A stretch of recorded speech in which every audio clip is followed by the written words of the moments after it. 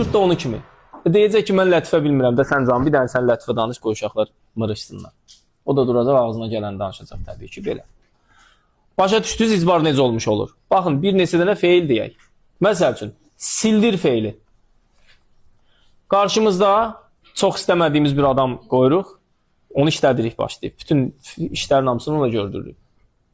Divarımız tutur. Deməli deyirəm ki, Hüseyin, məsəl üçün deyirəm, indi çox istəmədiyimiz. Hüseyin, pəncərəni sildir. Hüseyin mi eləyəcək? Sil demədim, axı sildir dedim. Demək ki, nə olacaq? İcbar. Yaxşı, Hüseyin işığı yandır. Hüseyin duracaq, özü gəlib işığı yandıracaq. Oldu nə? Məlum. Hüseyin.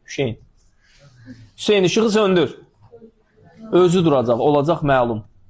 Başa düşdünüz? Yəni, bu kimi ifadələrdə diqqətli olaraq baxmaq lazımdır. Və yaxud da Hüseyin, bu quyunu qazdırmaq lazımdır. Neyniyək? Quyunu qazdır. O da gedəcək bir kankan çağıracaq. Kankan uşaqları quyu qazanlara deyirlər. Nə olacaq? Ki, quyunu qazdırmış olacaq. Bu sayılacaq icbar. Anlıyoruz? Başa düşdünüz?